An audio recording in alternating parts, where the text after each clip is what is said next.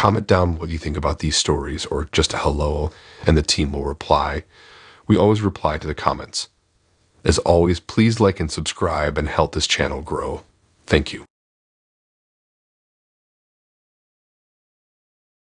I never thought I'd be one of those people with a dating app horror story, but here I am. It all started when I matched with Ben on a popular app. His profile seemed normal enough. Cute guy, nice smile, fun hobbies. We started chatting and hit it off right away. Ben was charming, funny, and seemed really laid back. After a week of messaging, we decided to meet up for coffee. Our first date went great. Ben was just as cool in person as he was online. We talked for hours about our jobs, families, and shared interests. I felt comfortable with him right away. We ended up going on a few more dates over the next couple weeks. Things were moving along nicely, and I was excited to see where it might go. But then Ben's behavior started to change. It was subtle at first. He'd ask a lot of questions about my day, who I was with, that kind of thing. I didn't think much of it initially. I figured he was just interested in my life, but the questions got more and more frequent. He wanted to know exactly where I was at all times. Then the accusations started. Ben would randomly accuse me of lying about where I had been or who I was with. He'd demand to see my phone to check my messages. If I was even a few minutes late responding to his texts, he'd freak out and assume I was cheating. It was exhausting trying to constantly reassure him. Things escalated quickly from there. Ben started showing up unannounced at my work, my gym, even my friends' houses when I was there. He claimed he just wanted to surprise me, but it felt creepy and intrusive. I'd get bombarded with dozens of messages throughout the day asking what I was doing, who I was with, why wasn't I responding faster. I tried to talk to Ben about his behavior, hoping maybe he'd realize how paranoid he was being. That's when he revealed some of his past trauma. Apparently he'd been cheated on and lied to by exes before. I felt bad for him, but it didn't excuse his actions. I suggested he talk to a therapist to work through his trust issues. He didn't take that well at all. Ben's paranoia just kept getting worse. He'd accuse me of the most ridiculous things, like thinking I was secretly meeting up with guys when I was just grocery shopping, or assuming I was lying out working late when he could literally see me at my desk through the office windows. It was like he was living in an alternate reality. I knew I needed to end things, but I was honestly scared of how Ben might react. His behavior was so unpredictable. I tried to slowly distance myself, but that just made him more suspicious and clingy. When I finally got up the nerve to break it off in person, Ben completely lost it. He yelled, cried, begged me not to leave him. It was awful. I thought that would be the end of it, but I was wrong. Ben started calling and texting constantly. When I blocked his number, he made new accounts to contact me. He'd send long, rambling messages accusing me of all sorts of things and threatening to hurt himself if I didn't take him back. It was emotionally exhausting. The final straw came when I was out with some friends and spotted Ben watching us from his car across the street. He followed us to every place we went that night. I was terrified. My friends insisted on staying with me and we called the police. They couldn't do much since Ben hadn't technically done anything illegal, but they did talk to him and told him to stay away from me. I ended up having to move and change my number to get away from Ben's harassment. It was a huge hassle, but worth it to feel safe again. Looking back, I can see some early red flags I missed. But Ben hid his issues well at first. I'd never imagined a seemingly normal guy from a dating app could turn into such a nightmare. It's been a few months now and things have calmed down. As far as I know, Ben isn't trying to contact me anymore. But the whole experience left me shaken. I'm way more cautious about online dating now. I take things much slower and trust my gut if something feels off. No more ignoring red flags or making excuses for bad behavior. I'm sharing my story as a warning to others. Be careful who you trust, especially people you meet online. Pay attention to how they react when you set boundaries. And if someone's behavior starts making you uncomfortable, don't hesitate to end things. Your safety is more important than sparing someone's feelings. I'm slowly getting back out there and trying to date again, but I'm definitely more guarded now. It sucks that one bad experience can impact you so much. I'm working on not letting fear hold me back, though. I know not every guy is like Ben. I'm just a lot more careful about who I let into my life these days. So that's my dating app horror story. Not quite as dramatic as some, but scary enough for me. I'm just glad I got what I did before things got even worse. If you're using dating apps, please be safe out there. Trust your instincts and don't ignore red flags. Hopefully my experience can help someone else avoid a similar situation.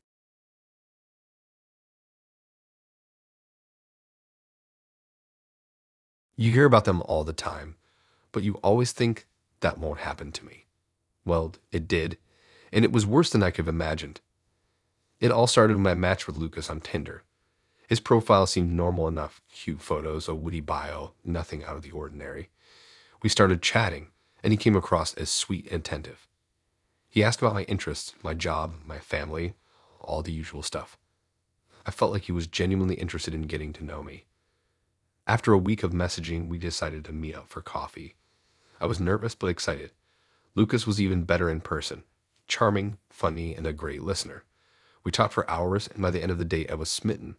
We made plans to see each other again soon. Our second date was just as amazing. We went for a walk in the park, got ice cream, and talked about everything under the sun. Lucas remembered little details from our conversations, which I found really endearing. He seemed to care about what I had to say and wanted to learn more about me. Things progressed quickly after that. We started seeing each other a few times a week, texting constantly, and even talking on the phone. I felt like I was falling for him, and it seemed like he felt the same way. It all felt too good to be true. And it was. About a month into our relationship, Lucas started making some strange comments. At first, they were subtle little remarks about my past that made me pause. He mentioned an ex-boyfriend's name that I was sure I hadn't told him about. I brushed it off, thinking maybe it had come up in conversation and had forgotten. But then the comments became more frequent and specific. He knew about a fight I had with an ex years ago, details about a trip I'd taken with another former boyfriend, even the name of my high school sweetheart. I started to feel uneasy. How could he know all of this? I confronted Lucas about it, asking how he knew these things. He got defensive and tried to change the subject. That's when I knew something was really wrong. I started paying closer attention to everything he said and did, trying to piece together what was going on. One night, while Lucas was in the bathroom, I gave in to my suspicions and looked through his phone. What I found made my blood run cold. There were messages between Lucas and my ex-boyfriend, Mike. They were talking about me, sharing information, planning their next moves. It was all there in black and white. They were working together to mess with my head. I felt sick to my stomach. Mike and I had broken up over a year ago, and it hadn't been pretty. He'd been angry and bitter about the split, but I'd never imagined he'd go to such lengths for revenge. And Lucas, the guy I thought I was falling for, was in on it the whole time. I confronted Lucas when he came back, showing him the messages I'd found. He didn't even try to deny it. Instead, he laughed, telling me how stupid I'd been to fall for their act.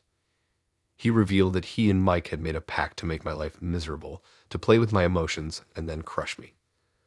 I left Lucas' apartment in tears, feeling betrayed, humiliated, and scared. I blocked both Lucas and Mike on all social media and my phone, but the damage was done. I couldn't stop thinking about how easily I'd been fooled, how vulnerable I'd made myself. For weeks after, I was a mess. I couldn't sleep, couldn't eat, and couldn't trust anyone. Every time my phone buzzed, I jumped, worried it might be one of them trying to contact me again. I became paranoid, wondering if other people in my life were involved in their scheme. It took time, but slowly I started to heal. I deleted all dating apps from my phone and focused on spending time with friends and family I knew I could trust. I even started seeing a therapist to work through the trauma of what had happened. Looking back, I can see the red flags I missed. Lucas' intense interest in my past, the way he always seemed to know just what to say, how quickly our relationship progressed, it all makes sense now. But in the moment, when you're caught up in the excitement of a new relationship, it's easy to overlook these things. I've learned a lot from this experience. I'm more cautious now, more aware of the potential dangers of online dating. But I'm also stronger. I know that what happened to me wasn't my fault. I was the victim of a cruel and elaborate plot, and I refuse to let it define me or stop me from living my life. If there's one thing I want others to take away from my story, it's this: trust your instincts. If something feels off, it probably is. Don't be afraid to ask questions, to dig deeper, to protect yourself. And remember that not everyone online is who they claim to be.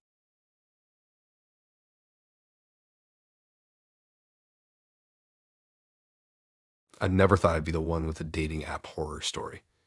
But here I am, still reeling from what happened with Nick.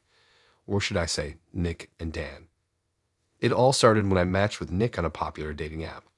His profile was everything I was looking for: handsome, adventurous, and with a great sense of humor. We hit it off immediately, messaging back and forth for days before deciding to meet up. Our first date was at a local rock climbing gym. I was nervous, but Nick put me at ease right away. He was charming, attentive, and seemed genuinely interested in getting to know me.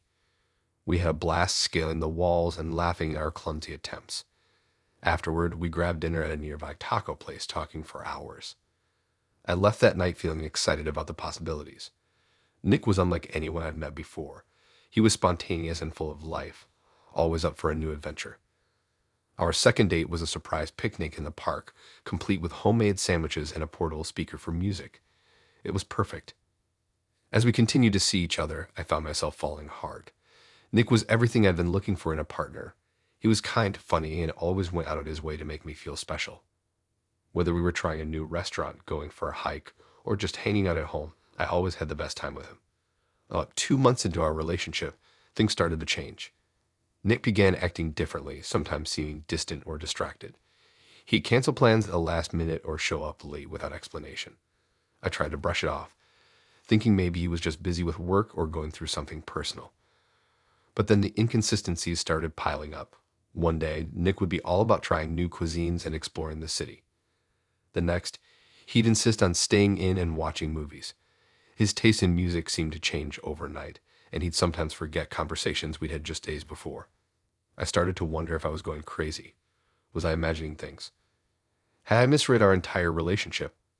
I didn't want to be the paranoid girlfriend, so I kept my concerns to myself. But the nagging feeling that something was off wouldn't go away.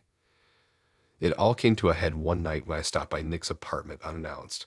I'd been in the neighborhood and thought I'd surprised him with his favorite takeout.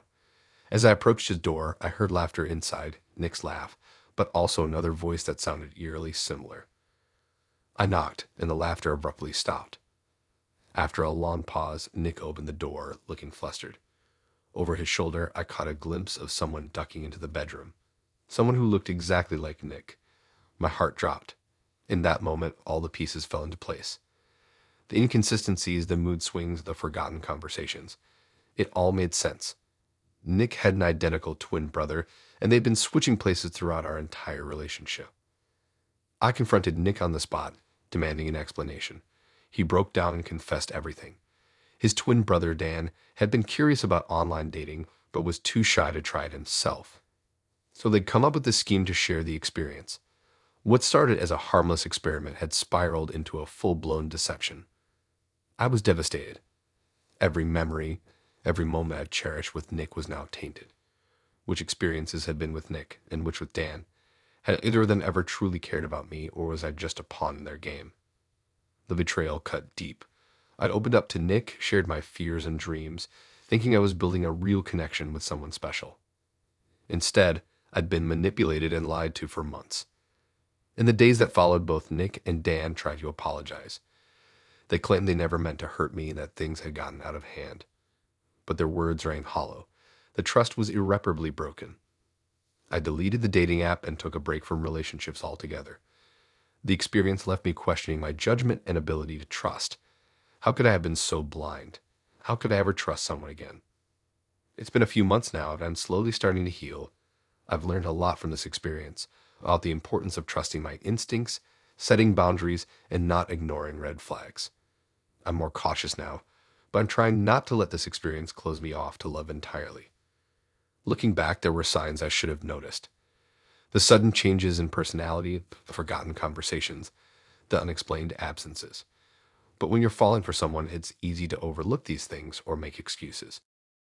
I still can't believe I ended up in this situation. It's like something out of a movie or a crazy news story. But it happened to me, and it's changed the way I approach dating and relationships. For anyone out there using dating apps, my advice is simple. Trust your gut. If something feels off, it probably is.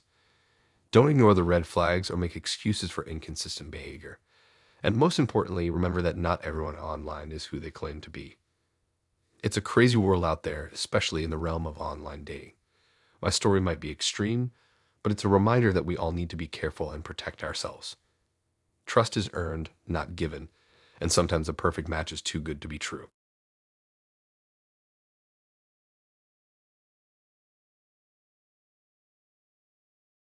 I never thought I'd be sharing this story, but here goes. It all started with a simple swipe right on Tinder. Mike's profile caught my eye. He was handsome, had a great job, and our interests seemed to align perfectly. When we matched, I felt a little flutter of excitement. Our first messages were casual, just getting to know each other. Mike was charming and funny, always quick with a witty response. We chatted for about a week before deciding to meet up for coffee. I was nervous but excited as I walked into the cafe. Mike was even better looking in person.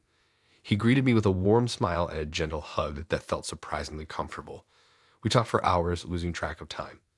He asked thoughtful questions and remembered little details about things I'd mentioned earlier. I left our first date feeling like I'd just met someone special. Over the next few weeks, we saw each other almost every day. Mike was attentive and romantic, always planning cute dates or surprising me with little gifts.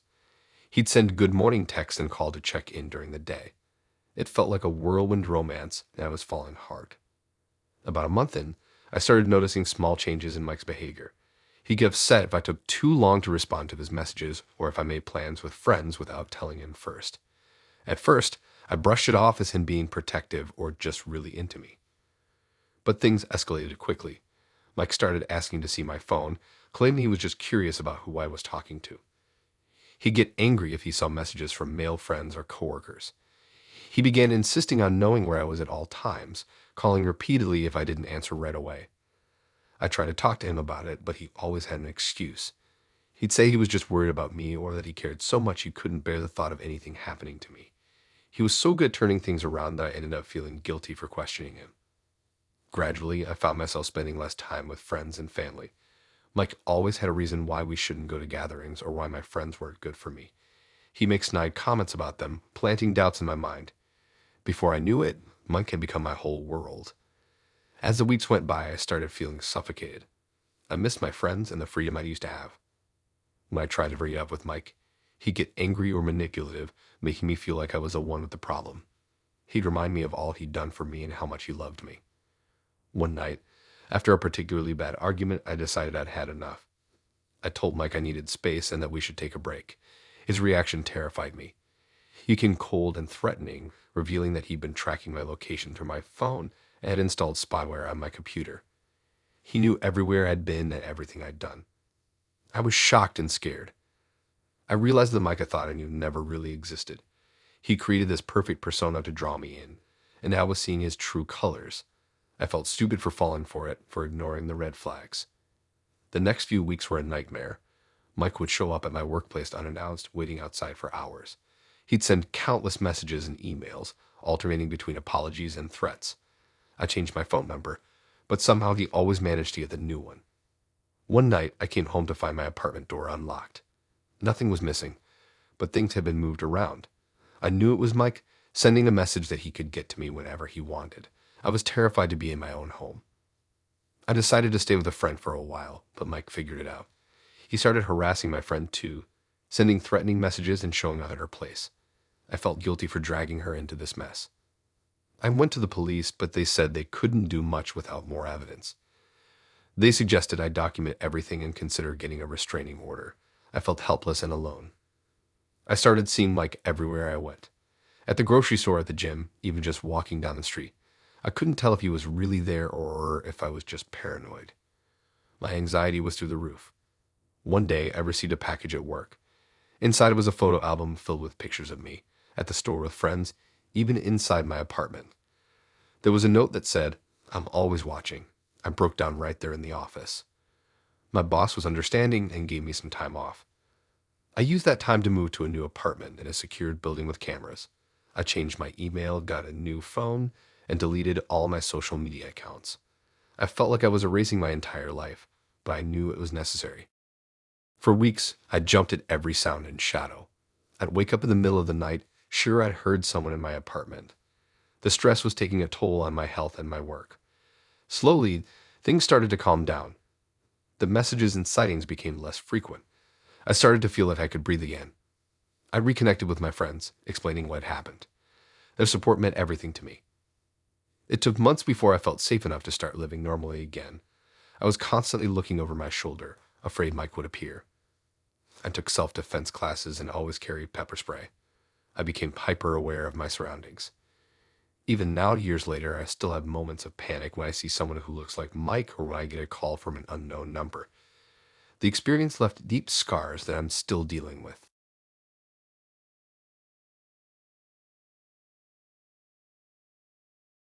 It all started with a simple swipe right on Tinder. Mike's profile caught my eye. Handsome, great job, and our interests seemed to align perfectly. When we matched, I felt a little flutter of excitement. Our first messages were casual, just getting to know each other. Mike was charming and funny, always quick with a witty response. We chatted for about a week before deciding to meet up for coffee. I was nervous but excited as I walked into the cafe. Mike was even better looking in person. He greeted me with a warm smile and a gentle hug that felt surprisingly comfortable. We talked for hours, losing track of time. He asked thoughtful questions and remembered little details about things I'd mentioned earlier. I left our first date feeling like I'd just met someone special. Over the next few weeks, we saw each other almost every day. Mike was attentive and romantic, always planning cute dates or surprising me with little gifts. He'd send good morning texts and call to check in during the day. It felt like a whirlwind romance, and I was falling hard. About a month in, I started noticing small changes in Mike's behavior. He'd get upset if I took too long to respond to his messages or if I made plans with friends without telling him first. At first, I brushed it off as him being protective or just really into me. But things escalated quickly. Mike started asking to see my phone, claiming he was just curious about who I was talking to. He'd get angry if he saw messages from male friends or coworkers. He began insisting on knowing where I was at all times, calling repeatedly if I didn't answer right away. I tried to talk to him about it, but he always had an excuse. He'd say he was just worried about me or that he cared so much he couldn't bear the thought of anything happening to me. He was so good at turning things around that I ended up feeling guilty for questioning it. Gradually, I found myself spending less time with friends and family. Mike always had a reason why we shouldn't go to gatherings or why my friends weren't good for me. He'd make snide comments about them, planting doubts in my mind. Before I knew it, Mike had become my whole world. As the weeks went by, I started feeling suffocated. I missed my friends and the freedom I used to have. When I tried to bring it up with Mike, he'd get angry or manipulative, making me feel like I was the one with the problem. He'd remind me of all he'd done for me and how much he loved me. One night, after a particularly bad argument, I decided I had enough. I told Mike I needed space and that we should take a break. His reaction terrified me. He became cold and threatening, revealing that he'd been tracking my location through my phone and had installed spyware on my computer. He knew everywhere I'd been and everything I'd done. I was shocked and scared. I realized the Mike I thought I knew never really existed. He created this perfect persona to draw me in. And now I was seeing his true colors. I felt stupid for falling for it, for ignoring the red flags. The next few weeks were a nightmare. Mike would show up at my workplace unannounced, waiting outside for hours. He'd send countless messages and emails, alternating between apologies and threats. I changed my phone number, but somehow he always managed to get the new one. One night, I came home to find my apartment door unlocked. Nothing was missing, but things had been moved around. I knew it was Mike, sending a message that he could get to me whenever he wanted. I was terrified to be in my own home.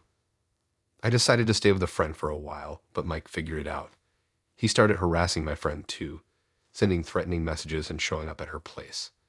I felt guilty for dragging her into this mess. I went to the police, but they said they couldn't do much without more evidence. They suggested I document everything and consider getting a restraining order. I felt helpless and alone. I started seeing Mike everywhere I went. At the grocery store, at the gym, even just walking down the street. I couldn't tell if he was really there or if I was just paranoid. My anxiety was through the roof. One day, I received a package at work. Inside was a photo album filled with pictures of me. At the store with friends, even inside my apartment. There was a note that said, "I'm always watching."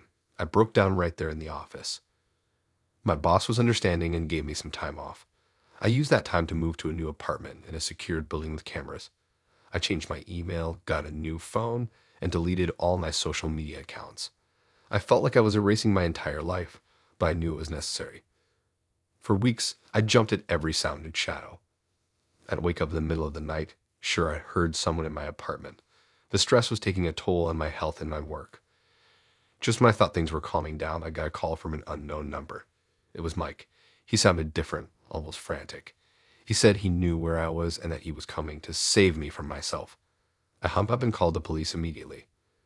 They took my report seriously this time, especially when I played them the voicemail Mike had left.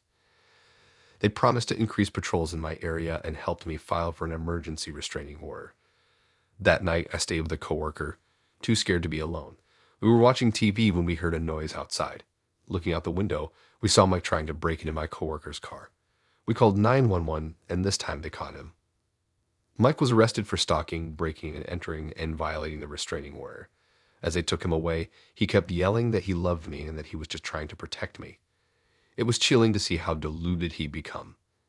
The next few months were a blur of police interviews and court appearances. I learned that Mike had a history of stalking and that I wasn't his first victim. He'd been using dating apps to find women, creating a perfect persona to lure them in before revealing his true nature. The trial was tough. I had to face Mike in court and recount everything that had happened. Seeing him there, still trying to manipulate the situation, made me realize how close I'd come to being trapped in a truly dangerous relationship. In the end, Mike was convicted and sentenced to prison. The judge also ordered him to undergo psychiatric evaluation and treatment. I felt relieved, but I knew the emotional scars would take a long time to heal. As I left the courthouse after the sentencing, I felt a mix of emotions: relief, fear, anger, and a strange sense of emptiness. I knew I was safe now, but I also knew that my experience had changed me forever. The trust I once had in people, especially those I met online, was shattered.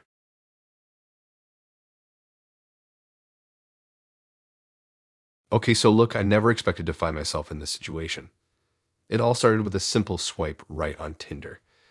Jason's profile caught my eye, cute photos and a witty bio that made me laugh. When we matched, he messaged me almost instantly. From the get-go, Jason was incredibly sweet. He bombarded me with compliments and seemed genuinely interested in everything I had to say. He'd ask about my day and remember tiny details I'd mentioned in passing.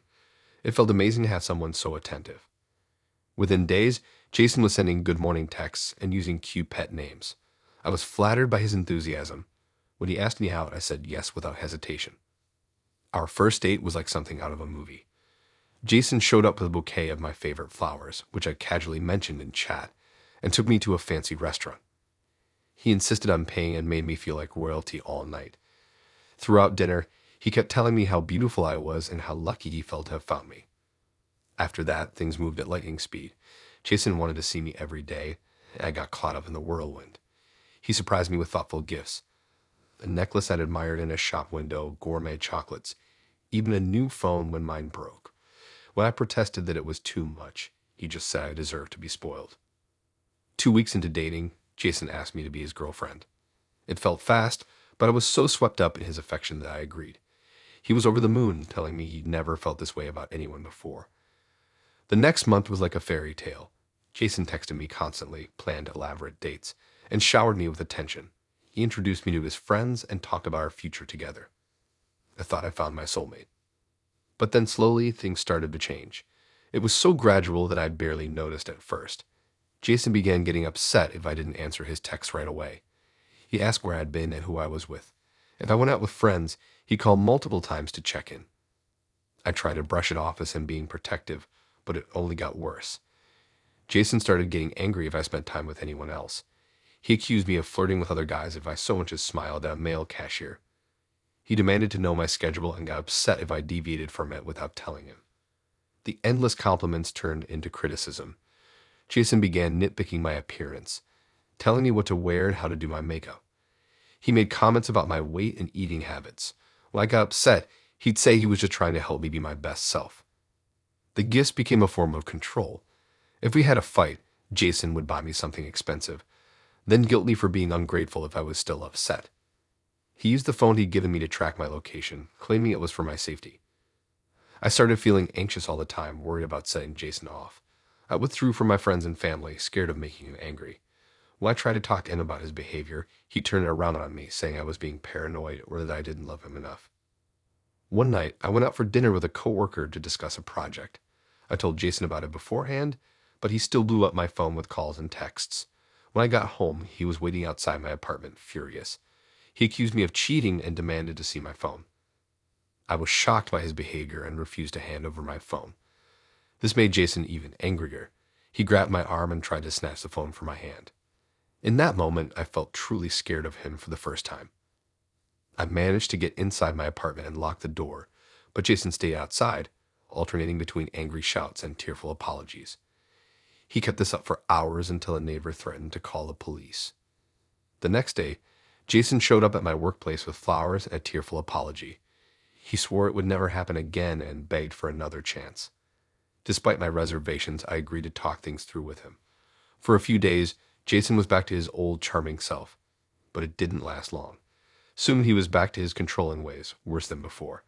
He wanted to know where I was every minute of the day and got angry if I didn't respond to his messages immediately. I felt trapped and scared, but I didn't know how to get out. Jason had isolated me from my support system, and I was embarrassed to admit how bad things had gotten. I kept hoping he'd change back into the sweet guy I had first met. The breaking point came when Jason hacked into my email and social media accounts.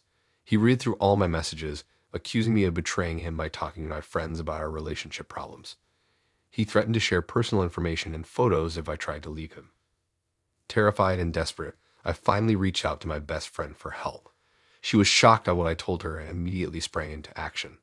With her support, I made a plan to leave Jason safely. It wasn't easy. Jason alternated between begging me to stay and threatening me. He showed up at my work and home, promising to change. When that didn't work, he turned nasty, spreading rumors about me to our mutual friends and even contacting my boss. With the help of my friends and family, I got a restraining order against Jason. I changed my phone number, email, and social media accounts. It took time, but I eventually felt safe again.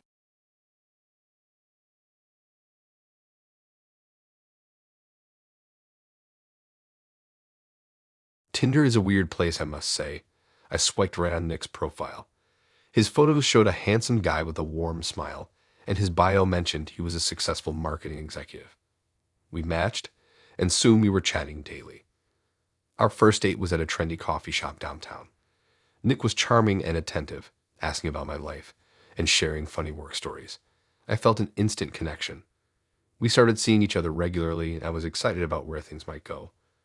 At first, everything seemed perfect. Nick was sweet and thoughtful, always planning fun dates and surprising me with little gifts. He'd send encouraging texts before my big meetings and listen when I had a bad day. I felt lucky to have found such a caring boyfriend. Looking back and see how things changed slowly. Nick began making comments about my job, saying I was too stressed and underpaid. He'd talk about other career paths that might suit me better. At the time, I thought he was just looking out for me. When a position opened up at a company where his friend worked, Nick convinced me to apply. I got the job and was excited about the new opportunity, even though it meant a slight pay cut. Around the same time, Nick started pointing out issues with my apartment. He'd mentioned the noisy neighbors or how far it was from my new office. When he found a listing for a nicer place closer to the city center, he encouraged me to check it out. The rent was higher, but Nick insisted I deserved better. I ended up signing a lease, thinking it would be a fresh start. As I settled into my new job and apartment, I noticed I was seeing my friends less often. Nick always had a reason why we shouldn't meet up with them. He was tired from work, or he'd already made plans for us. When I'd mentioned grabbing drinks with coworkers, he'd remind me I should be saving money for the higher rent. Gradually, my social circle shrank. My relationship with my family changed too. Nick would make subtle digs about how my parents were old-fashioned or how my sister was a bad influence. He'd encourage me to skip family dinners, saying we needed quality time together instead. I started to feel guilty for wanting to see my family without him. I didn't realize how isolated I'd become until my best friend from college came to visit. She was shocked by how much my life had changed and asked if I was okay. I brushed off her concerns, insisting I was happy, but her visit planted a seed of doubt in my mind. Over the next few weeks, I started to notice things I'd overlooked before. How Nick always needed to know where I was and who I was with. How he'd get moody if I didn't respond to his text right away. The way he criticized my outfit choices or the food I ate. One day, I mentioned wanting to take a weekend trip with my sister. Nick's reaction was intense. He accused me of not prioritizing our relationship and guilt-tripped me about the money I'd be spending. I ended up canceling the trip to keep the peace, but it left me feeling uneasy. Nick's behavior became more controlling. He installed a tracking app on my phone, claiming it was for safety reasons. He'd show up unexpectedly at my workplace, saying he wanted to surprise me with lunch. At first, I found it sweet, but it started to feel suffocating. I began to feel anxious all the time, constantly worried about upsetting Nick or doing something wrong. My performance at work started to slip, and I was always exhausted. When my boss expressed concern, I made excuses about adjusting to the new job. The turning point came when my sister got engaged. I was thrilled and immediately started making plans to visit her. Nick was furious, saying I was choosing my family over him. He threatened to break up with me if I went. It was like a veil had been lifted. I suddenly saw how controlling he'd become. Despite Nick's threats, I decided to go to my sister's anyway. I ignored his angry messages and calls during the trip. Being around my family again felt like coming up for air after being underwater. I confided in my sister about what had been happening, and she helped me see how unhealthy my relationship with Nick had become. When I returned home, Nick was waiting at my apartment. He alternated between apologizing and accusing me of betraying him. I felt scared but knew I had to end things. I told him it was over and he didn't take it well. He yelled and threw things, revealing a side of him I'd never seen before. I had threatened to call the police before he finally left. The next few weeks were tough. Nick kept trying to contact me, sometimes pleading for another chance, other times making veiled threats. I blocked his number and social media accounts, but he'd find new ways to reach out. I considered getting a restraining order, but hoped he'd eventually give up. I had to rebuild my life and reconnect with the people I'd pushed away. It was embarrassing to admit how much I'd let Nick control me, but my true friends were understanding. I switched back to my old job, thankful they were willing to take me back. Moving out of the expensive apartment was a financial blow, but it felt liberating. I found a new place with a roommate, which helped me feel less alone as I adjusted to single life again. I changed my routines and was always looking over my shoulder, worried Nick might show up. Slowly, things started to improve. I began therapy to work through the emotional impact of the relationship. I reconnected with old friends and made new ones. I even started a self-defense class, which helped me feel more confident and secure.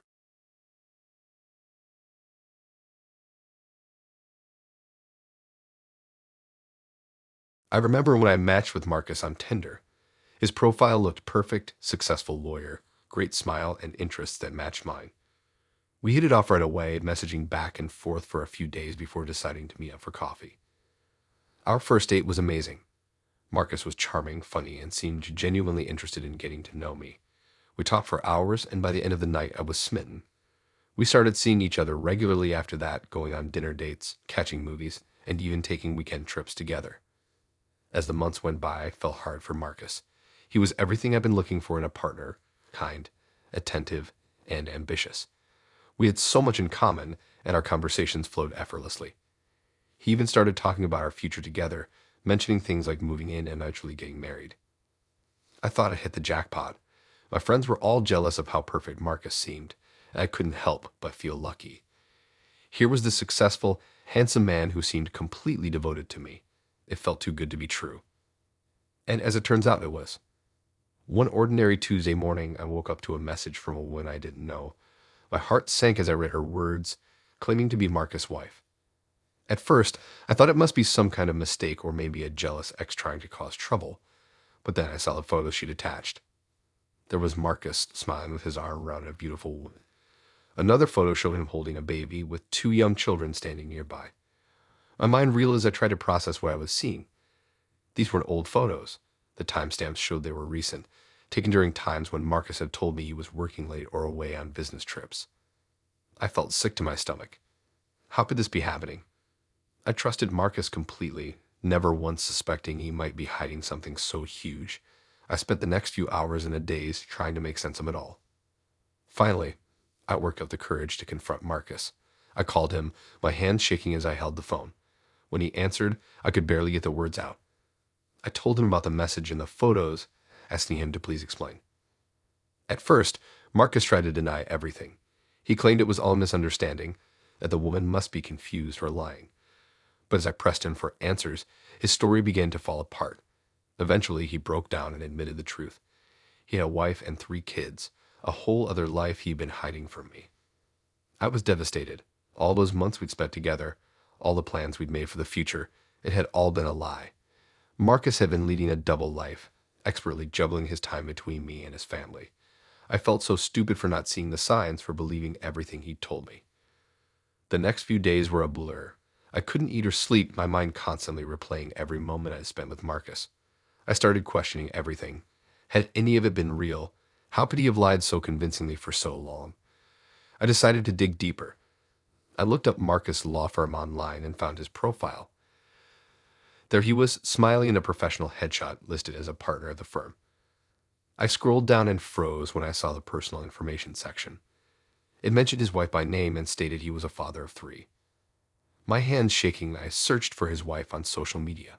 I found her profile easily. It was public. My heart sank as I scrolled through years of happy family photos.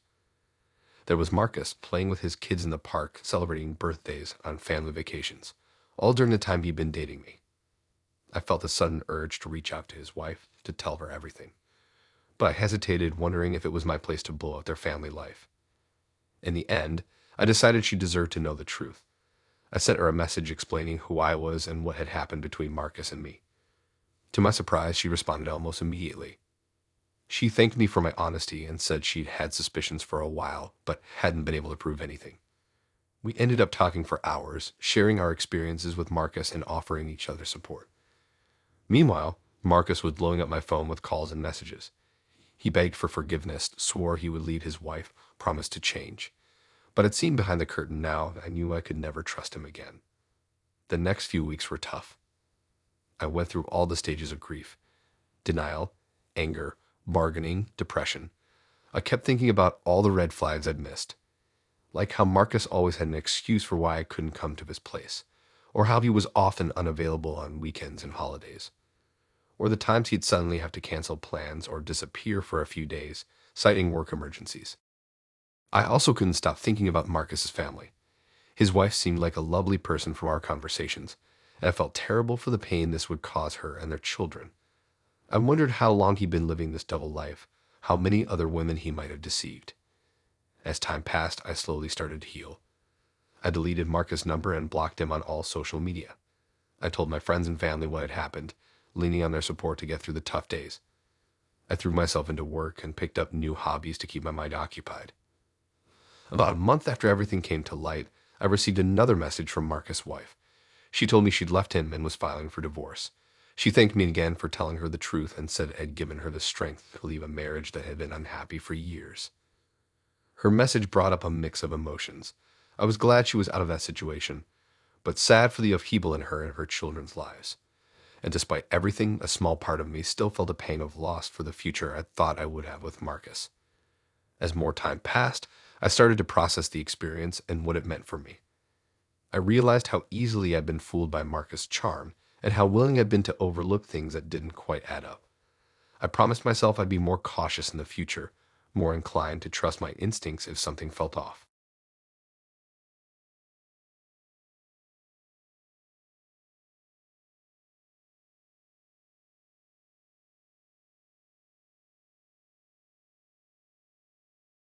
I never thought I'd be sharing this, but maybe it'll help someone else avoid the same mess. It started innocently enough. I swiped right on Alex's profile, intrigued by his job in cybersecurity. We matched, and our chat was surprisingly fun. Alex was witty and seemed genuinely interested in me. Our first date was at a local coffee shop. Alex looked just like his photos, tall, with messy brown hair and glasses. He was a bit awkward at first, but once we started talking tech, he really opened up. I mentioned how bad I was with online security, and he offered to help me improve it. Over the next few weeks, Alex and I went on more dates. He taught me about strong passwords, two-factor authentication, and even how to encrypt my emails. I felt safer online and was grateful for his help. Plus, I was really starting to like him. About a month in, Alex suggested I try a new fitness app he found. It sounded cool, so I installed it. The app synced with my other devices and gave me detailed stats about my workouts and daily activity. I was impressed. That's when things started getting weird. I noticed some strange emails in my sent folder that I didn't remember writing. At first, I brushed it off, thinking I'd just forgotten about them. But then I saw some online purchases I definitely hadn't made. They were small things: ebooks, app subscriptions, but I knew I hadn't bought them. I started paying closer attention to my devices. There were apps I didn't remember installing, and my phone's battery was draining faster than usual. I got paranoid and changed all my passwords, but somehow the strange activity continued. One night, I was out with friends at a new bar across town. I hadn't told anyone where we were going, and I hadn't posted anything on social media. Suddenly, I got a text from Alex asking if I was having fun at the bar. My blood ran cold. How did he know where I was? That's when it hit me. Alex must have been tracking me somehow. I felt sick to my stomach. All those lessons in online security, all the help he'd given me, had it all been a way to gain access to my digital life? I thought back to the fitness app he recommended. Could it have been some kind of spyware? I didn't confront Alex right away. I was scared and didn't know what to do. Instead, I started doing my own research. I looked up how to check for spyware and hidden apps on my phone. Sure enough, I found several suspicious programs running in the background. I tried to remove them, but they kept reappearing. It was like Alex had complete control over my devices. I felt violated and helpless. My whole digital life was an open book to him. I decided to get a new phone and create new accounts for everything. But even then, I felt like I was being watched. I'd get emails about account logins from unfamiliar locations. My social media accounts would show activity I hadn't done. The final straw came when I was at work. I got an alert that someone was trying to access my bank account. I panicked and called the bank immediately. They confirmed that someone had tried to transfer a large sum of money, but they flagged it as suspicious and blocked it. I knew I had to do something. I gathered all the evidence I could, screenshots of the strange activities, logs of unauthorized access attempts, everything. Then I went to the police. The officer I spoke to was sympathetic, but not very helpful. He said that without concrete proof that Alex was behind it all, there wasn't much they could do. He suggested I get a restraining order. But how would that help against someone who could invade my life digitally? I felt frustrated and scared. I didn't know who to turn to. My friends and family were supportive, but they didn't really understand the extent of what was happening. How could I explain that someone had basically taken over my entire digital existence?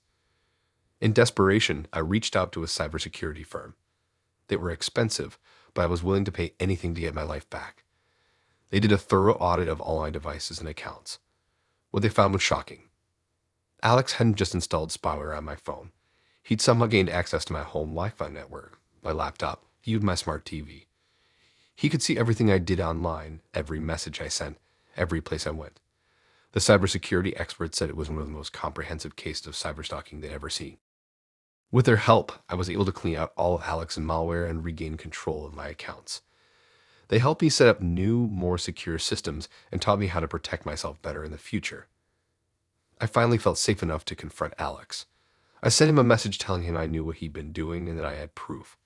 I said if he ever contacted me again, or if I noticed any more suspicious activity, I'd go straight to the police with everything I had. Alex's response was chilling. He acted like he had no idea what I was talking about. He said he was hurt that I would accuse him of such things and that maybe I was just being paranoid. But I knew the truth. The strange activity stopped after that, but I still felt on edge. I found myself constantly checking my accounts, always worried that I'd see signs of Alex's intrusion again. It took months before I felt comfortable using my phone or computer normally.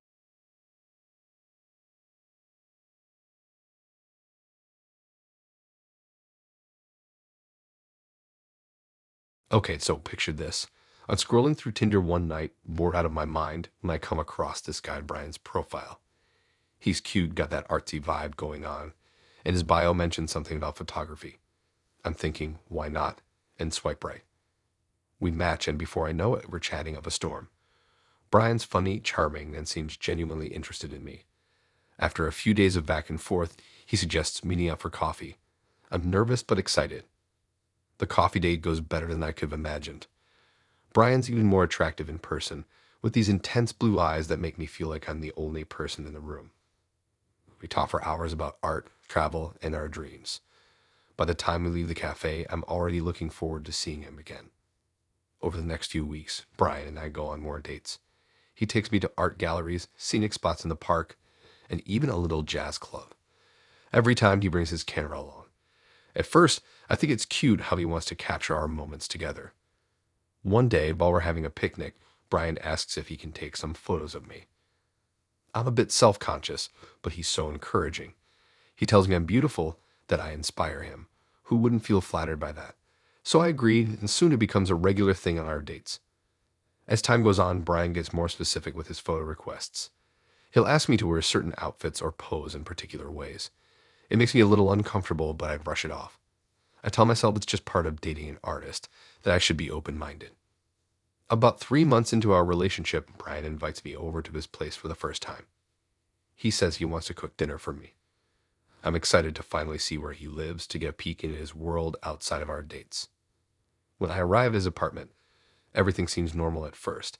It's a nice place, clean and well decorated. Brian greets me with a kiss and a glass of wine. We chat while he cooks, and it all feels so comfortable and domestic. After dinner, I ask to use the bathroom. Brian points me down the hall. As I'm walking, I notice his bedroom door is slightly open. I catch a glimpse of something on the walls. It looks like photos.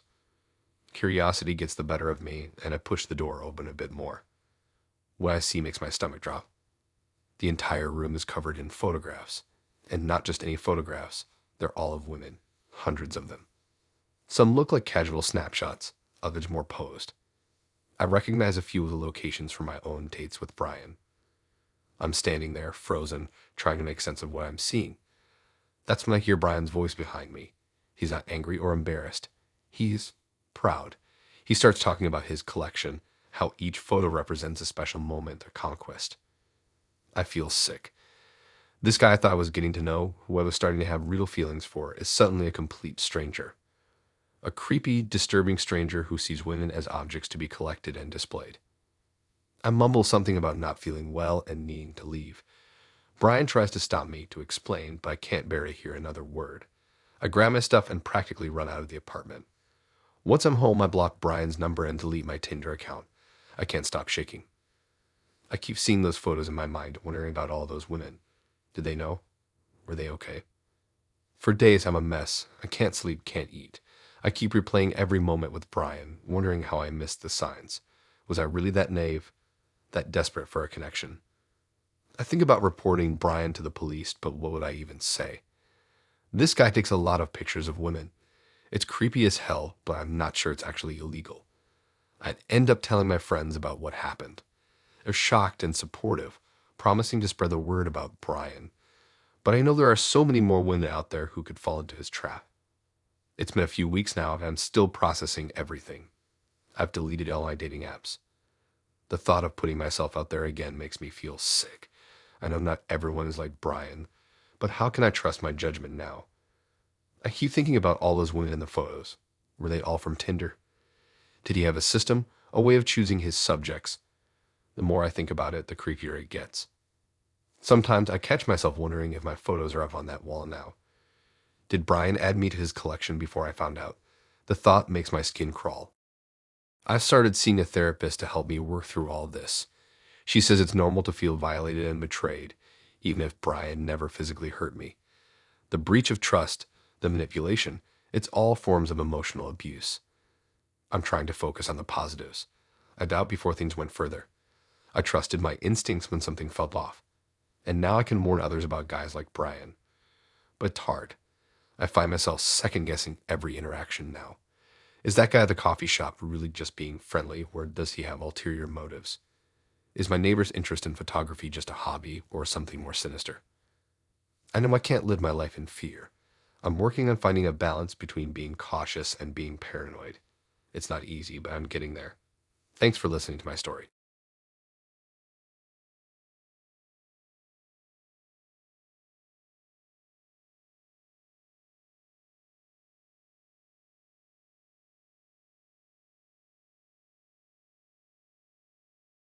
It all started so innocently. I downloaded Tinder on a whim, not expecting much. After swiping through countless profiles, I matched with Tim. His photo showed a good-looking guy with kind eyes and a warm smile. His bio said he enjoyed hiking, reading, and volunteering at an animal shelter. He seemed genuinely kind and down to earth. We started chatting and really hit it off. The conversation flowed easily and he made me laugh. After a week of nonstop messaging, he asked me out on a proper date. I was thrilled. We met at a cafe and the chemistry was instant. Tim was just as charming and funny in person. We ended up closing down the cafe after talking for hours. Tim and I started going on dates a couple times a week. We went on romantic picnics, to museums, out dancing, you name it. Each time, I found myself opening up more and more. I told Tim things I had never shared with anyone, my hopes, my fears, my most vulnerable moments. He listened attentively and always knew exactly what to say to make me feel understood. After about a month of dating, Tim invited me back to his place. We had an intimate night together. As we lay in each other's arms afterwards, he told me he was falling for me. I was over the moon. This amazing man actually had feelings for me. A few days later, Tim asked me out for dinner at a fancy restaurant. He said he had something important to tell me. I spent the day giddily getting ready, wondering if this could be the night he asked me to be his girlfriend. When I got to the restaurant, Tin was already seated.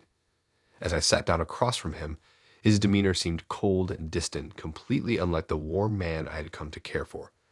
Before I could ask what was wrong, he blurted out, "I have a confession to make. This has all been an experiment. I'm not really a Tinder user.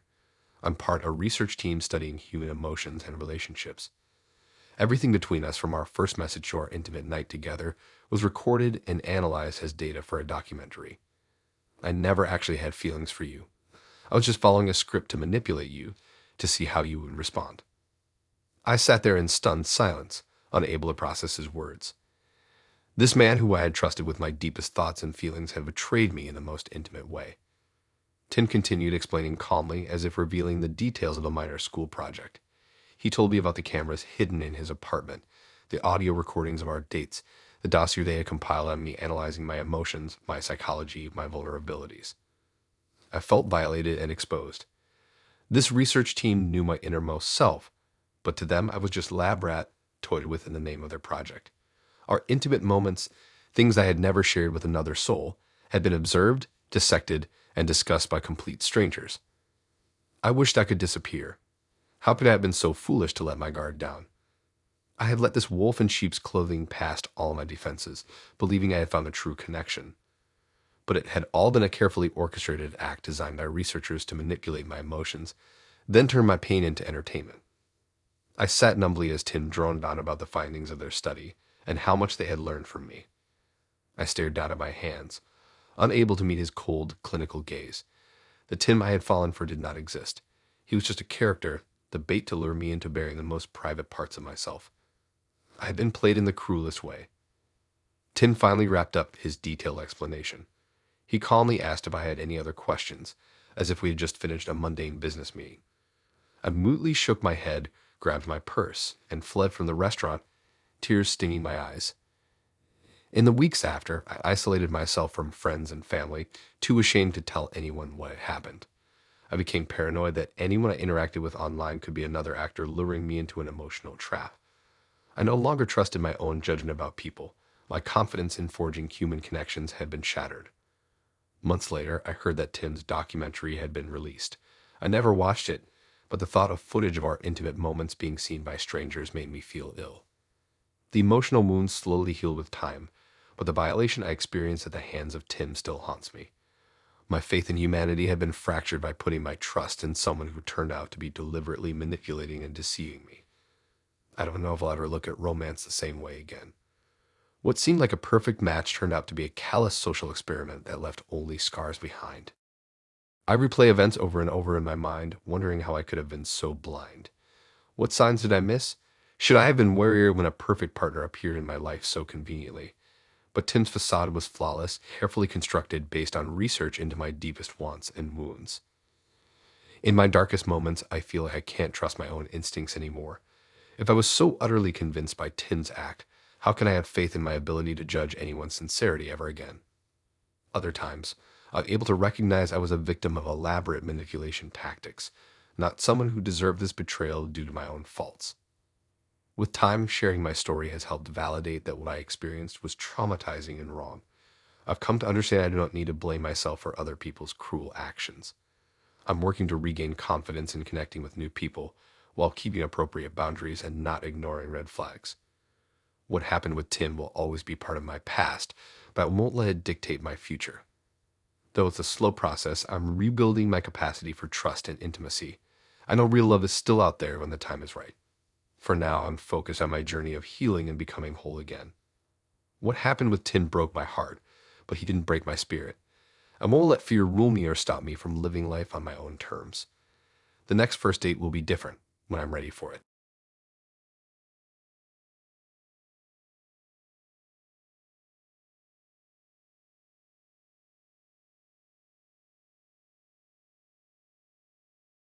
It all started out so normally. We matched on Tinder and went on a few dates that seemed to go really well. He was charming and funny, and I felt like we really hit it off. After the third date, he asked casually if he could swing by my place sometime to pick something up that he left there. I didn't think much of it at the time and said sure. It was an innocent enough request. Little did I know that was the beginning of things taking a creepy turn. A few days later, I noticed my extra set of keys was missing. I could have sworn I left them on the kitchen counter, but now they were nowhere to be found. When I asked him about it, he seemed confused and said he didn't know anything about any keys. He made me start to question myself, wondering if I just misplaced them somewhere. Over the next couple of weeks, I began noticing odd, subtle changes around my apartment. A sweater I always hung over the couch was now folded neatly in my closet. The milk in my fridge was a different brand than what I usually bought. My makeup brushes were arranged in a different order on the bathroom counter. Small things that made me feel like someone had been in my space. One day I came home to the unmistakable smell of cigarette smoke. Though I don't smoke, I knew then someone had definitely been in my apartment.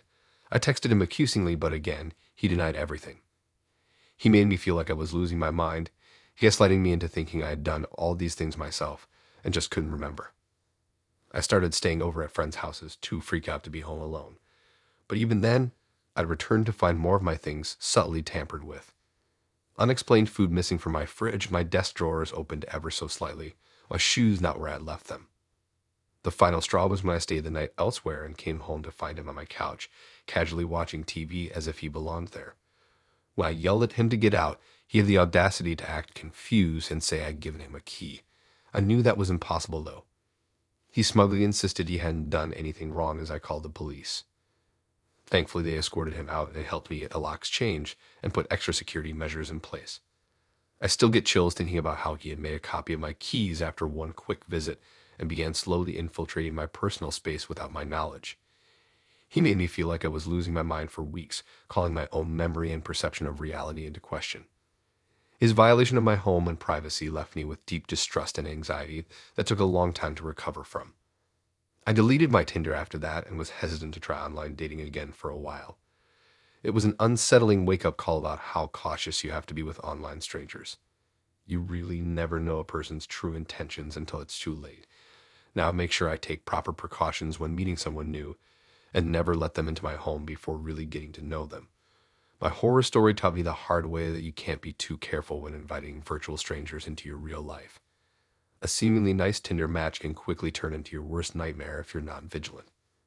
But I won't let one bad experience stop me from trying to find love. I just make sure to always listen to my gut instinct and keep my guard up until I'm sure someone is who they claim to be. My home is my sanctuary, and no one will ever violate that space again. After some time had passed and I started to feel safe in my own home again, I tentatively re-downloaded a dating app to try dipping my toe back into the online dating pool. I was nervous after what had happened, but also didn't want to let fear stop me from potentially meeting someone great. I made sure to take it slow, not offering up too many details about myself or my personal life too soon. I kept all initial meetups short and in public places. If anyone seemed too eager to come over to my place, I took that as a major red flag. After a few weeks of casually swiping and chatting, I matched with a woman named Lisa who seemed really sweet. She was beautiful but also down to earth in a way that put me at ease. We exchanged several friendly messages building rapport before agreeing to meet up for coffee. The date went surprisingly well. The conversation flowed easily and I found myself opening up bit by bit. For the first time since my Tinder horror story, I actually felt comfortable around someone new. We began seeing each other more regularly, always in public at first. After about a month, Lisa asked if she could see my place. My guard immediately went up as I flashed back to what had happened before. Sensing my hesitation, Lisa said she understood I wanted to take things slow, and she'd never pressure me into anything I wasn't ready for. Her patience and consideration eased my worries.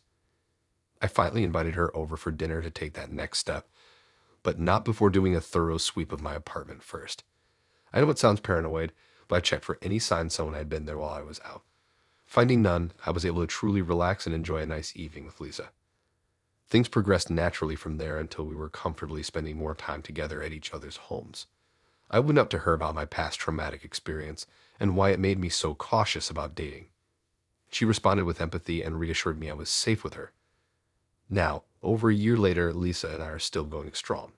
I found love again after heartache because I learned to trust both my instincts and also to open myself to vulnerability again when the time was right. My Tinder horror story will always be a cautionary tale, but also made me stronger and wiser in the long run.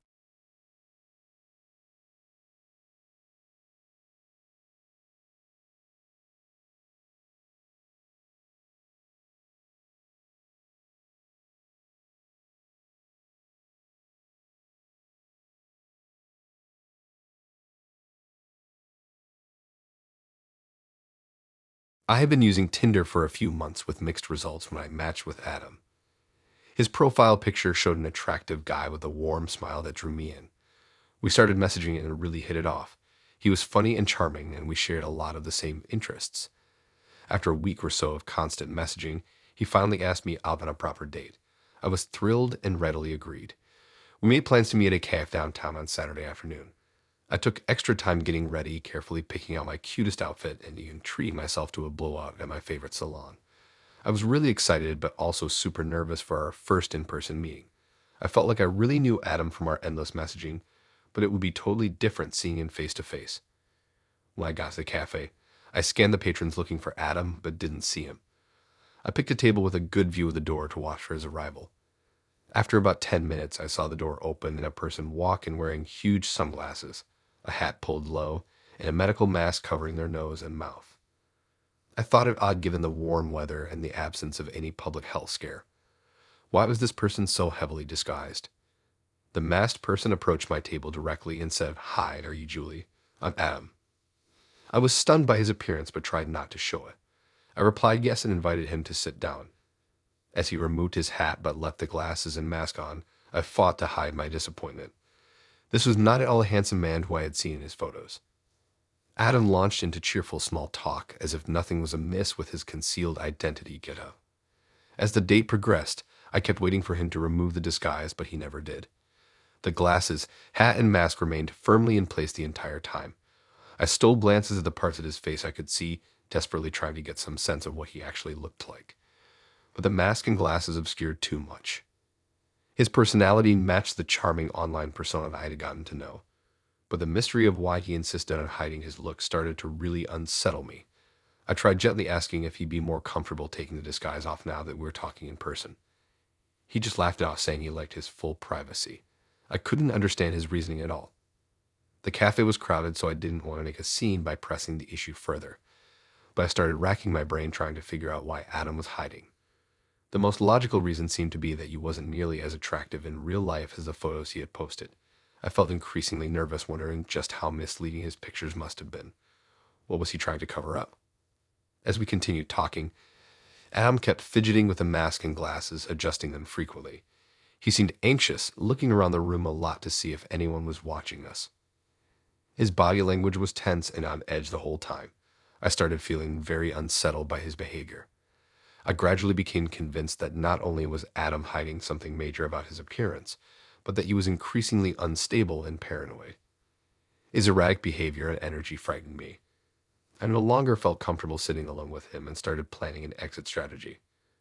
I slid my phone out of my purse and hid it in my lap, getting ready to call for help if needed. I also shifted my purse strap higher onto my shoulder, securing it tightly in case I had to flee suddenly. I tried to remain calm and made an excuse about needing to be somewhere soon. I started gathering my things together, preparing to leave. Adam immediately protested and asked if we could move locations somewhere more private. My alarm bells went off. There was no way I was going anywhere secluded with this man. I was literally holding my phone ready to dial 911. I directly told him that I wasn't at all comfortable with him hiding his full identity and didn't think we were a match after all. I stood up decisively to leave, legs shaky but determined. As I turned to go, he grabbed my wrist and pleaded with me not to leave yet. I wrenched my arm from his grasp and walked briskly out of the cafe without looking back. I rushed immediately to my car, locked the doors, and drove away, hands shaking. I kept checking my rearview mirror to make sure Adam wasn't following me. Only once I got home did I start to breathe normally again. I had never been so terrified on a date in my life. I immediately unmatched and blocked Adam on Tinder. I also reported his profile right away. His disguising himself the whole date was troubling enough, but his erratic shift in demeanor completely terrified me. Something was clearly very wrong. In the aftermath, I did some digging online about Adam. It turns out he had been accused of harassing multiple women on various dating apps before. His pattern was to lure them in with fake profiles using very handsome men's pictures. Then he would fully disguise himself on the actual dates, hiding the fact that he looked nothing like his fake profile. Several women reported he had become threatening when confronted about the deception. I clearly had dodged a bullet with Adam, but the experience really shook my faith in online dating as a whole.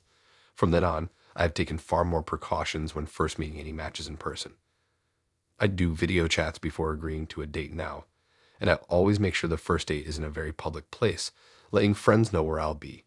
No more isolated locations for early dates. I'm very thankful I trusted my instincts that day at the cafe and found the courage to just walk away unharmed. But it frightens me to think what could have possibly happened if I hadn't been brave enough to leave when I did. I hope by reporting him, I helped prevent other women from being lured into that dangerous situation. Online dating connects you with so many people, which is exciting, but it also exposes you to disturbed individuals hiding behind fake profiles.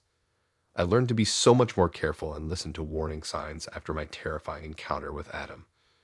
In the future, any red flags will have me running the other way, no matter how charming a match may seem at first. My safety is far more important than giving someone questionable the benefit of the doubt. I'm just relieved I escaped unscathed to share my cautionary tale.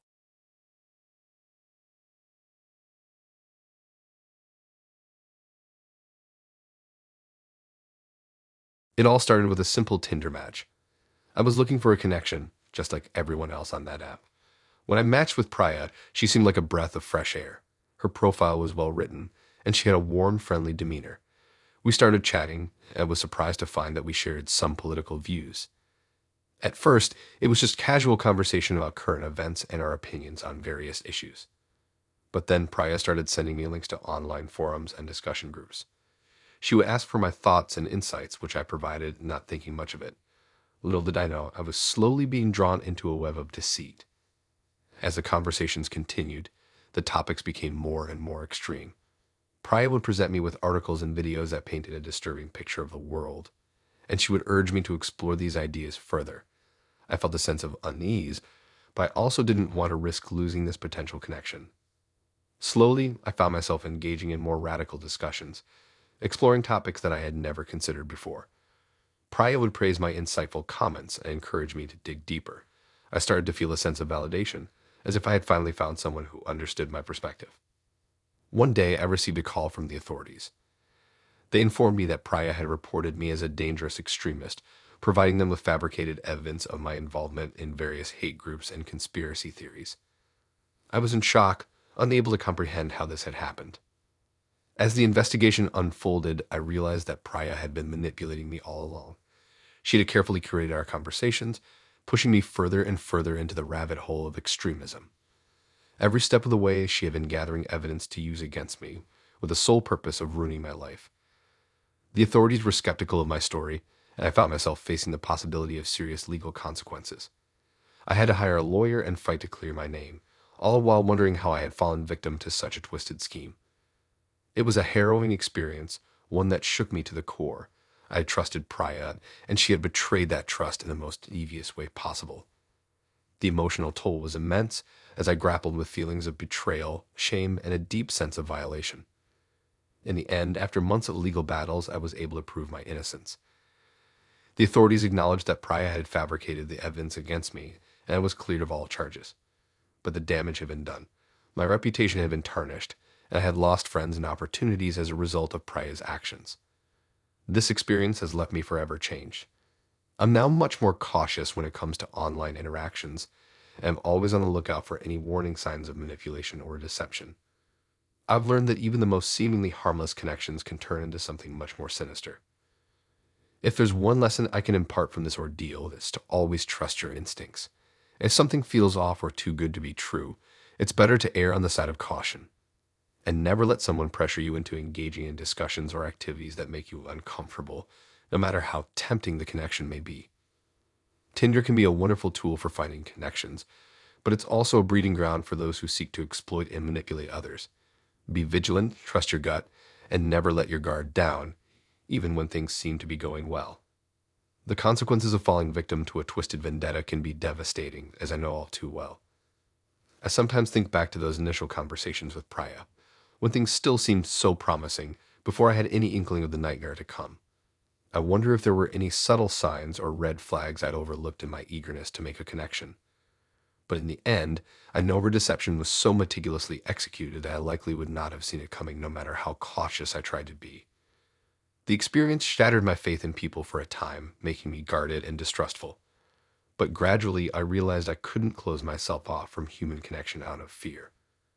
I had to find a balance between protecting myself and still being open to meeting new people. With time and perspective, I've been able to move forward a bit wiser. Though I'll never again view online dating in quite the same light, I haven't given up hope of forging meaningful relationships. But I enter into any new interaction with much more discernment and the readiness to walk away at the first sign of unease. The burns of deception take time to heal, but they can also illuminate what we value most. I've realized connection is worthless without mutual trust and respect. While my story may serve as a cautionary tale, I don't want to leave others feeling fearful or cynical. Most people online are well-intentioned, if imperfect.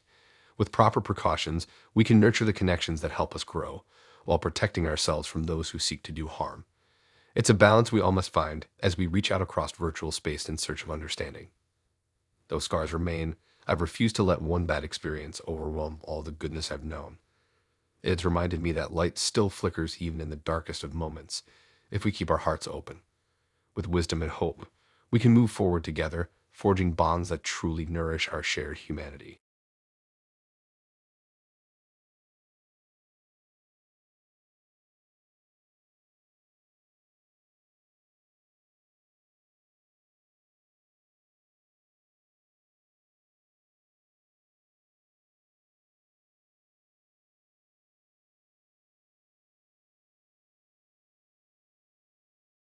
I still remember the excitement I felt when I first matched with Kenneth on Tinder.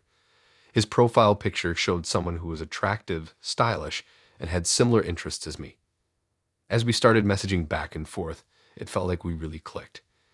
Kenneth would respond to everything I said with thoughtful comments, laughing at my jokes, and seemed fascinated by the details I shared about myself. It was like talking to an old friend. We just got each other so well right off the bat. After a few days of constant messaging, Kenneth finally asked me out on a proper date. I enthusiastically said yes, feeling like I had hit the jackpot finding someone so compatible. We picked a cool new restaurant that had just opened up downtown. I spent extra time getting ready, making sure my outfit and hair looked perfect for the occasion. I even put on my favorite floral perfume and did my makeup just the way I knew looked best, with winged eyeliner and bold red lips. When I got to the restaurant and saw Kenneth waiting by the entrance, he looked just like his photos.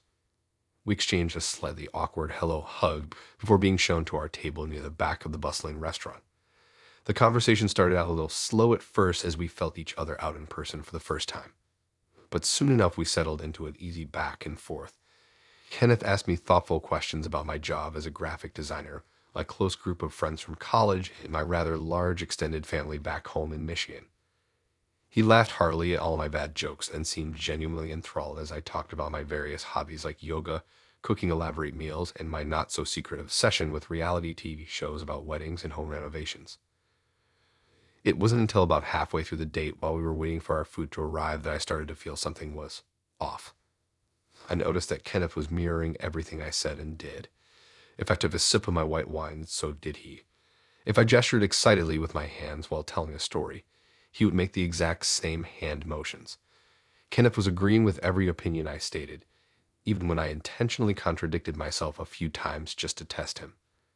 He claimed to also love obscure indie bands and epic fantasy novels I mentioned loving, even though there was no way someone else our age would genuinely know about those hyper-specific interests of mine. I tried deliberately changing the conversation topics to discuss Kenneth's own life and interests more, only to be met with vague, generic responses. He seemed to have no solid opinions or personality of his own. It slowly dawned on me that this person had been simply reflecting everything I said and did all evening like a human mirror. He was an empty shell that had somehow adopted my identity entirely. As this disturbing realization finally hit me, I started to feel deeply unsettled. How could someone pretend so seamlessly that we were perfectly compatible? The constant mimicking of my words, opinions gestures was no longer flattering, but profoundly disconcerting. I tried to rapidly wrap up the date early by feeding an emergency phone call from my roommate about a problem back at our apartment. Kenneth seemed confused and asked if we could meet again soon for a second date. I gave a non-committal, evasive response before quickly grabbing my purse and rushing out of the restaurant on the verge of tears, my skin crawling with discomfort. Over the next few days, Kenneth proceeded to blow up my phone with a constant barrage of texts. They ranged from overly familiar inside jokes referencing our conversations, to gushing compliments about my looks and personality, to desperate pleas to see me again soon. I never responded even once. I debated blocking his number, but some morbid curiosity kept me from doing so right away. One weeknight I was home alone, curled up on my couch watching Netflix, when the text from Kenneth took an angrier, more unhinged turn. He demanded to know why I was ignoring him after we supposedly had such an amazing, intense connection on our date.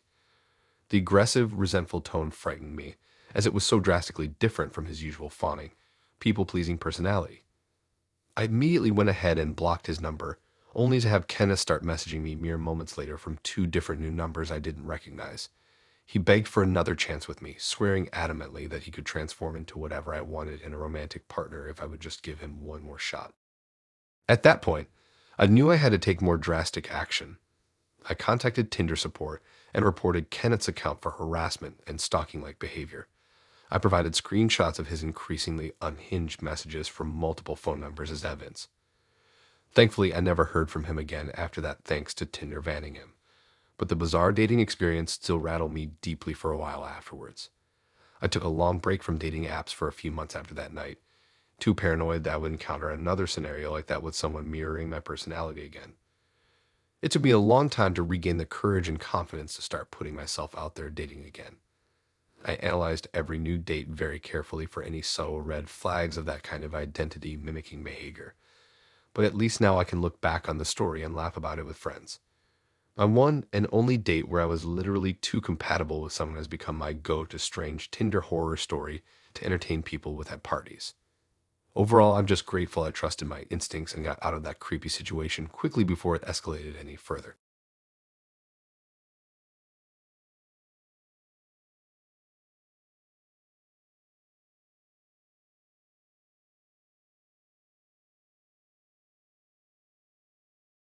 I've just gone through a bad breakup and decided I needed to put myself back out there. My friends convinced me to download Tinder, telling me it was a great way to meet new people. I was hesitant at first, but figured I had nothing to lose. After setting up my profile, I started swiping. Most of the guys were pretty average, but one profile immediately caught my eye. Damon was gorgeous with sparkling blue eyes and a smile that could light up a room. His bio said he was a doctor who loved hiking, trying new restaurants, and cuddling up to watch Netflix. He seemed sensitive, driven, and completely perfect. I excitedly swiped right. To my surprise, we matched right away. I was used to waiting days or even weeks for a match, but Damon must have been swiping at the same time as me. Before I could even set my phone down, he sent me a message. He said I had beautiful eyes and seemed like a cool, genuine person. I immediately felt at ease. Damon just had a way with words that made me feel special. We started messaging constantly over the next few days. With each interaction, I became more convinced that Damon was my dream guy. He always knew exactly what to say, asking thoughtful questions and making witty jokes. He even sent me selfies that showed off his handsome face and toned body. I was smitten. After a week of flawless conversation, Damon finally asked me out on a proper date. We planned to meet that weekend at a new Thai restaurant that had great reviews. I spent hours picking out the perfect outfit and imagining how our first date would go. I felt sure that Damon was the one for me. The day of the date arrived and I waited eagerly at the restaurant. Our table was ready, but there was no sign of Damon. After 15 minutes, I tried texting him, but got no response. After a half hour of waiting, I had to accept that I had been stood up. I was crushed. How could my perfect match just abandon me like that? I moped around my apartment all weekend, checking my phone obsessively for any word from Damon. Finally, on Monday morning, a message popped up. It was Damon, apologizing profusely for missing our date. He claimed he had a family emergency and his phone died, so he had no way to contact me. He seemed so sincere and apologetic that I decided to give him another chance.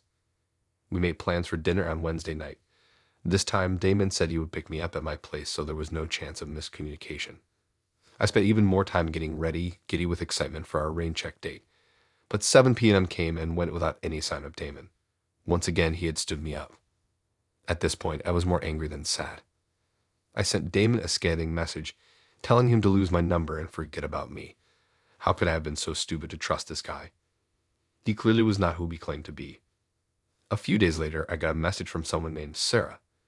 She explained that Damon was actually her roommate Brad, who had used a fake profile and pictures to prank people on Tinder. Brad thought it was hilarious to get girls invested and then stand him up. Sarah felt bad about his hurtful scheme and wanted to apologize on his behalf. I was floored.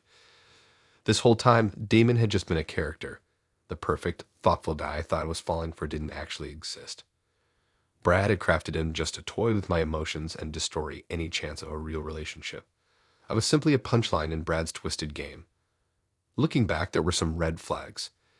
Damon had been maybe a little too smooth. No one is that effortlessly charming and thoughtful in online messages. I also never heard his voice or saw him on FaceTime, only flattering photos. But I was so drawn in by the idea of my ideal man that I ignored the warning signs. After this debacle, I took a long break from online dating. It had shattered my trust, but also taught me to keep a clear head about people I met through apps. When I eventually did return to swiping months later, I was far more guarded. I looked for genuine conversation rather than picture-perfect responses. And I never again let myself fall for a profile, no matter how flawless they seemed. My Tinder horror story served as a painful but necessary lesson about protecting my heart in the digital dating world. I realized I needed to keep my wits about me and not get caught up in fantasy. As perfect as someone may appear, I had to remember that carefully curated profiles don't always reflect reality. From then on, I made sure to have frank conversations early on about what we both wanted out of dating. No more assumptions or filling in the blanks with my own imagination. If something seemed too good to be true, I asked questions until I felt I had a clear sense of the real person. And I never again let infatuation rush me into anything, always listening to my gut instinct. While my experience was upsetting, it taught me to be more cautious and realistic with online dating. I learned to focus on genuine compatibility, not clever messaging. It's easy to get drawn in by the promise of an amazing connection. But the right partner will put in effort to get to know the real you, not just seduce you with words on a screen. My friends were sympathetic when I told them what happened, but also relieved I got out before meeting Brad in person, who knew what more cruel pranks he had planned. While he clearly had issues, I didn't let his games negatively impact my self-esteem. I knew my worth and refused to internalize the mean-spirited actions of an immature stranger. Despite this setback, I didn't give up on dating entirely. A few months later, I met a nice guy at a friend's party. We hit it off immediately and started seeing each other exclusively. Unlike Damon, he was honest and consistent in his affections. A year later, we're still going strong. And it all started with real conversations and quality time together away from screens. My Tinder tale is an extreme example of online dating gone wrong, but it reflects some universal truths. Don't ignore red flags just because you want something to be true. Take time to really get to know someone before deep emotional investment. And listen to your gut. If it seems sketchy, don't feel bad backing away. In the end, I got a funny story, some hard-won wisdom, and a healthier approach to modern romance. My brush with the bogus Dr. Damon taught me to keep my eyes wide open for the real thing. I matched with Brian on Tinder. He was cute, smart, and we really hit it off chatting. After a few weeks of talking, we decided to meet up for dinner. Everything was going great until our entrees arrived and he started asking questions about my family. At first, they were harmless, like where my parents were from and if I had any siblings. But then he wanted to know my grandparents' full names, where they grew up, what they did for a living. I joked that he was taking a census, but he just kind of smiled and kept prodding for details. The questions kept coming throughout dinner. He wanted to know if I knew my family's immigration history, about any health issues that ran in my family, even stuff about my aunts, uncles, and cousins. It was really strange and caught me off guard. I tried changing the subject a few times, but he always steered the conversation back to my ancestry. I started feeling uncomfortable, but didn't want to make a scene at the restaurant. After dinner, Brian invited me back to his place for a drink. Against my better judgment, I agreed. I guess I was still hoping the red flags from dinner were just awkward first date jitters. But at his apartment, he doubled down on the invasive family questions. He practically interrogated me about my great-grandparents' lives in minute detail. He showed me his own elaborate family tree and pointed out all the connections between our families, connections I wasn't even aware of. Things took an even stranger turn when he enthusiastically told me that I was the perfect genetic match for him. He went on and on about how he had been looking for someone like me for a long time, how he wanted to keep his bloodline pure and that I was ideal because of my ancestral background. I felt sick to my stomach as the pieces fell into place. Brian wasn't just eccentric, he was obsessed with some kind of eugenics ideology. All the questions, all the interest in my family, it was because he saw me as good breeding stock for his twisted worldview. I made an excuse that I had to get home to walk my dog or something. Honestly, I can't even remember what I said. I just knew I needed to get out of there immediately. Brian tried to get me to stay, but I grabbed my bag and bolted for the door. He called after me down the hallway, shouting that I couldn't run from my purpose, that we're destined to continue his bloodline together. I ran out to my car, locked the doors, and sped off. My heart was pounding. I kept checking my rearview mirror, irrationally worried that he might come chasing after me. When I got home, I immediately blocked Brian on Tinder and every other social media platform. I tried to push the disturbing experience out of my mind, but I couldn't shake the uneasiness I felt knowing someone like him was out there. After that night, I became much more cautious about meeting Tinder matches in person. I do video chats first and always tell a friend where I'm going. I wish I could say that was my only bizarre dating app encounter, but at least now I'm better prepared to spot the red flags early on. Still, I get chills remembering the cold look in Brian's eyes when he talked about my perfect bloodline. I hope I never run into someone like that again. The experience made me hyper aware of the kinds of people that can hide behind seemingly innocent dating profiles. You just never know someone's true motives based on a few smiling photos and clever banter. Maybe Brian seemed normal at first, but it quickly became clear he was obsessed with some disturbed eugenics fantasy. I'm thankful I got out of that situation relatively unscathed, but it taught me to always trust my instincts. If someone seems too interested in your personal details or family history, don't ignore the red flags. Stay safe out there, and keep an eye out for the Bryans of the online dating world. They walk among us, searching for their perfect genetic match. Don't let it be you. In hindsight, there were a few moments early on where I could have spotted the red flags if I was paying closer attention. Like how Brian never wanted to meet at a public place for our first date, insisting on dinner at his apartment instead. Or how he dodged any questions about his own family and childhood. I guess those should have been clues that something was off. But I was so caught up in how charming and intelligent he seemed at first. It's scary how someone's outward persona can hide such darkness underneath. After the incident, I did some research online about Brian. Turns out he was pretty active in some online forums and groups devoted to bloodline obsession and racial purity. I felt nauseous reading some of the stuff he posted about trying to find the perfect woman to procreate with, and based on his social media, it seemed like he had been romantically involved with quite a few different women over the years. I shuddered imagining how many others might have been lured in by his charisma before having his true motives revealed. For a while, I was hesitant to get back out there and date after what happened with Brian. I kept thinking, how can I ever really trust someone new when there are people like him able to disguise their intentions so easily? But eventually friends convinced me I couldn't let one bad experience make me afraid of dating forever. When I did start swiping again, I was much more careful and looked for subtle signs of controlling behavior or an obsessive interest in my family or lineage. Thankfully, I didn't run into any more Bryans, but I remained wary. That kind of trauma sticks with you. The whole thing made me realize you can't necessarily spot dangerous people right away. Sometimes it takes them feeling comfortable enough around you to start letting their guard down and revealing their true nature. Brian seemed so normal, even delightful at first, but behind that facade was someone deeply twisted and delusional, who saw me as nothing more than a pawn in his deranged plot to further his bloodline. I'm grateful every day that I was able to escape his grasp before ending up trapped as a genetic broodmare. It's a cautionary tale for anyone out there dating online. Be careful, take it slow, and don't ignore red flags even if the person seems great initially. Monsters can hide in plain sight. I learned that lesson the hard way. Stay safe out there. Don't become another one of Brian's victims, unwittingly furthering his sick eugenics fantasy. There are predators among us search for the perfect mate to continue their pure bloodline. Remain vigilant for the subtle signs, and get out at the first red flag. Your safety and future happiness depend on it.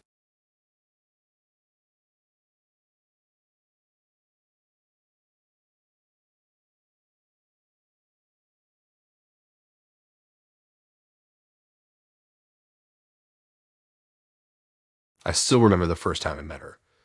We had matched on Tinder a few weeks prior and had been chatting leading up to our first date.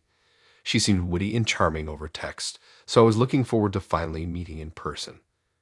We decided to grab dinner at a trendy new restaurant that had just opened up downtown. I arrived early and waited nervously by the host stand. When she walked in, I was immediately captivated by her beauty. She had long, chestnut hair that fell in soft waves over her shoulders and piercing green eyes that seemed to stare right through me. We hit it off instantly, conversing effortlessly over wine and pasta. I left that first date feeling optimistic about our connection. Over the next few weeks, we fell into an easy routine of dinner dates a couple times a week. I felt myself starting to really fall for her. She was so vivacious and funny, always making me laugh. And she seemed genuinely interested in me as a person, asking thoughtful questions and remembering small details I had told her about my life. About a month into dating, she invited me over to her apartment for the first time. I anxiously surveyed her living space, taking in carefully curated furniture and photos adorning the walls. It felt so intimate to see this private part of her world. As we cuddled up to watch a movie, she buried her face in my shoulder and breathed in deeply. "Me, you always smell so good," she purred. I laughed it off as a compliment, not thinking much of the peculiar comment at the time. But then the remarks about my scent started coming more frequently. She would lean in and inhale when we hugged, telling me how much she loved the way I smelled. It began to strike me as a little odd, but I brushed it off. I figured it was just a quirky thing about her. One night after dinner, I left my scarf at her place accidentally. When she returned it to me the next day, she sheepishly admitted to wearing it all evening so she could be enveloped in my scent. I started to feel unsettled by this, but didn't want to overreact. I tried rationalizing the behavior in my mind. Maybe she just found it comforting. As time went on, the comments intensified. She asked if she could have an old t-shirt of mine to sleep in, saying it would help her feel relaxed. The requests slowly became more frequent and specific. An unwashed pillowcase, my workout shirt from the gym, a blanket I often used on my couch. Her fixation on my scent started to creep me out. One day, I stopped by her apartment unannounced to pick up a book I had loaned her. When she didn't answer after a few knocks, I cautiously turned the doorknob and found it unlocked. I stepped inside, calling her name. Getting no response, I made my way through the living room toward her bedroom. That's when I saw them. Dozens of Ziploc bags labeled with my name lined up on her dresser. Inside each one was a clothing item or personal object of mine, neatly sealed to preserve the scent. My heart dropped. This was not just some harmless quirk. She had been methodically collecting, cataloging, and hoarding items imbued with my scent. I suddenly saw how deeply unsettling, even disturbing, this obsession was. I quickly backed out of her apartment, pulse racing. Later that day, I told her we needed to talk and suggested meeting in a public place. I knew I needed to end this relationship immediately. She'd crossed a line and violated my privacy in an unthinkable way.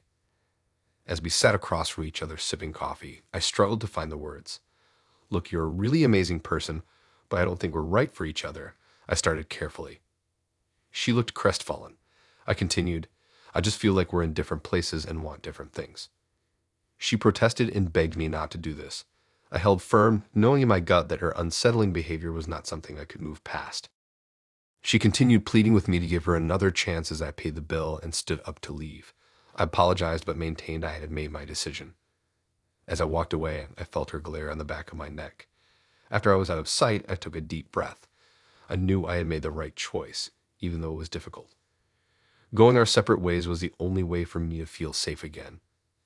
I was glad I had trusted my instincts before her dangerous obsession went any further. In the weeks that followed, I found myself constantly looking over my shoulder, worried she might try to confront me. I avoided all our old haunts, worried I might run into her. At night, I double-checked that my door was locked before going to bed. I knew she still had keys to my place from when we were dating, so I had the locks changed just to be safe. My friends tried to convince me I was overreacting, but they hadn't seen the extent of her unsettling obsession firsthand. They didn't understand how violated and creeped out I felt knowing she had been hoarding my personal items for her own twisted purpose without my knowledge or consent. I knew in my gut that cutting off contact was the safest thing for me, even if others didn't understand my perspective. After about a month, I started to breathe easier. I was still wary, but the constant anxiety began to lift as more time passed without any word from her. I realized how much the relationship had drained me emotionally once I had the space for retrospect. Her obsessive behavior had crept up on me. slowly becoming normalized through small asks that gradually snowballed. Ending things was the right call, no matter how difficult it was in the moment.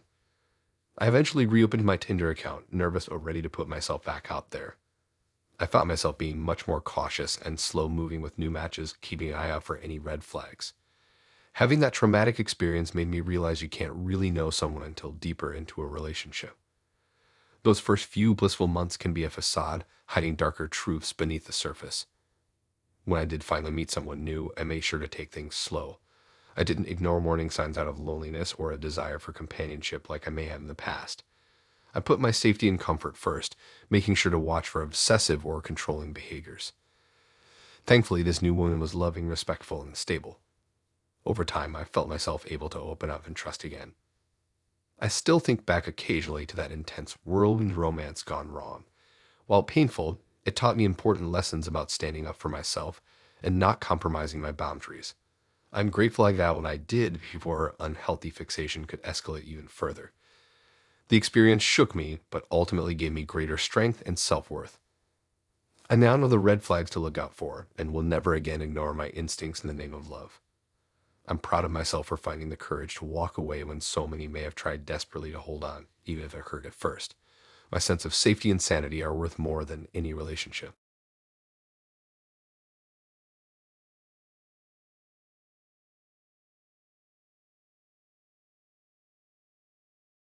I still remember the day I matched with Bruno on Tinder like it was yesterday.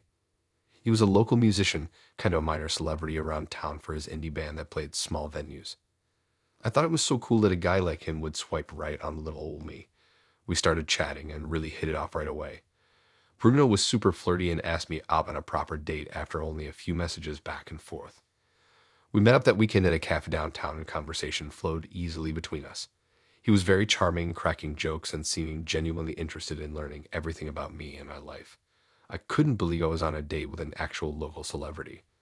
Bruno made me feel special, like I had been singled out from all his other matches. Over the next few weeks, we started dating steadily.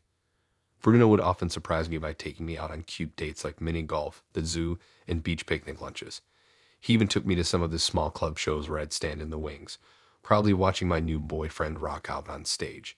I felt like Bruno wanted to show me off, introducing me into his bandmates as his girl. It was nice to feel let into his world. Just when things were going so well between us, Bruno suddenly blew up, but for all the wrong reasons. I opened up a tabloid newspaper one morning to see his picture on the cover beside a bold, shocking headline.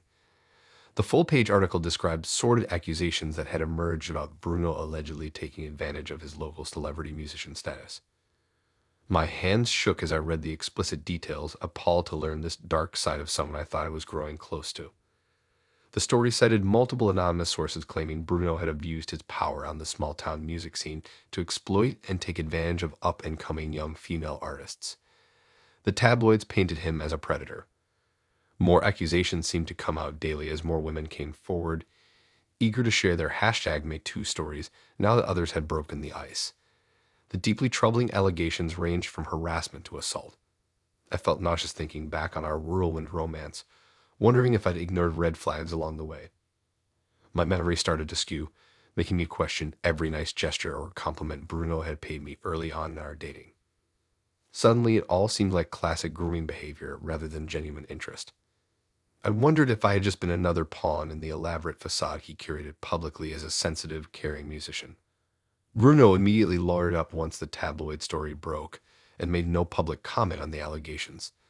But I couldn't bring myself to reach out or hear his side of things once my perception of him had been so violently shattered. The man described in the articles was nothing like the Bruno I thought I was getting to know.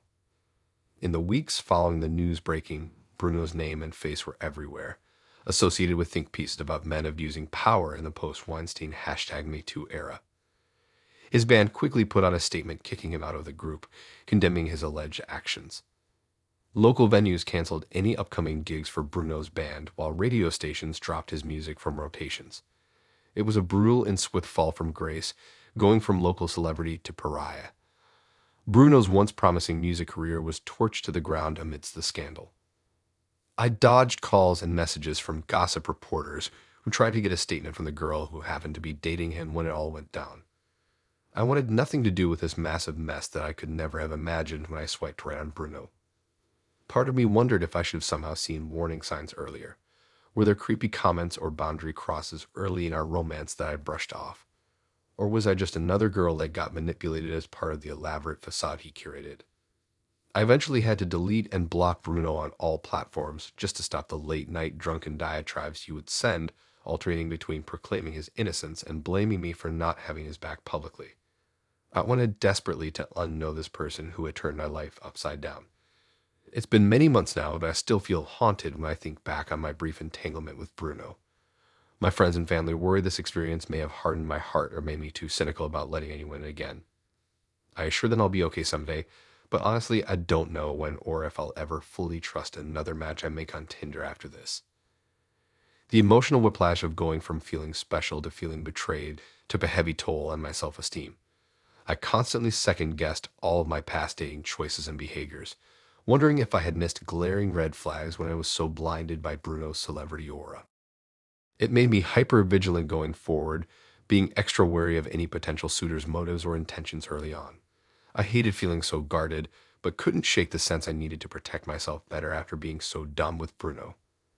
Seeing the shocking tabloid headlines about his alleged predatory behavior made me view our entire romantic history in a sinister new light. Moments I had found charming or sweet at the time seemed potentially calculated and manipulative in hindsight. For example, the time Bruno surprised me with tickets to a sold-out show for my favorite band and got us backstage passes to meet them. At the time, I just thought it was an incredibly thoughtful gesture from a boyfriend I was falling for. But looking back, it was clearly part of his grooming techniques to make me feel special and indebted to him. Or another time when I was having a bad day and Bruno showed up unexpectedly at my place with a bouquet of roses and my favorite takeout food to cheer me up. Back then it gave me butterflies at how attentive he was to the little details. After his scandal broke, though, his attentiveness read more like someone love bombing me and trying to gain my dependence. I'll never look at romantic gestures quite the same way again after seeing the dark side of Bruno's generosity and charm. My friends and family keep telling me I need to work through this distrust and not let one bad apple spoil the whole bunch.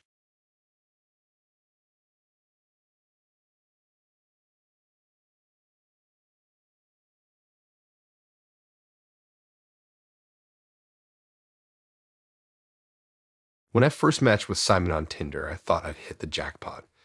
We had an instant connection chatting online, and his tech job seemed so impressive. On our first date at a hipster cafe, Simon could rattle off everything about the latest apps and devices. It was like he came from the future to give me a glimpse of the cutting edge. As we started dating, I reveled in having my own personal digital guru.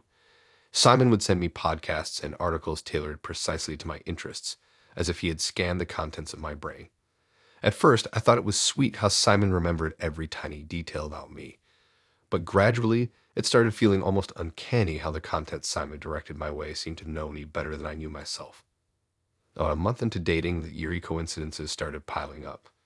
Simon would reference obscure nostalgic memories from my childhood that I'd never shared with him.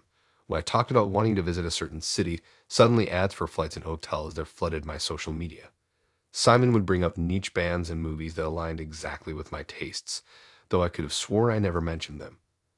I tried brushing it off as quirks of the digital age, but the more time we spent together, the more those quirks sharpened into patterns too strange to ignore. Once when I complained about disliking a certain vegetable, all recipes containing it vanished from my usual cooking sites. Simon would steer conversations toward topics that led me to divulge my deepest fears and insecurities, only to have nightmarishly specific anxiety-inducing content bombard my online spaces days later.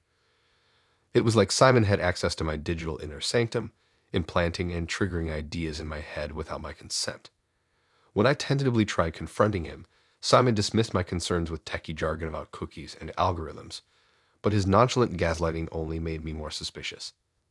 Late one restless night, I impulsively grabbed Simon's open laptop off the nightstand while he was asleep. My amateur hacking attempts went nowhere, but in the search history, I found directives to data mining companies with my email and passwords.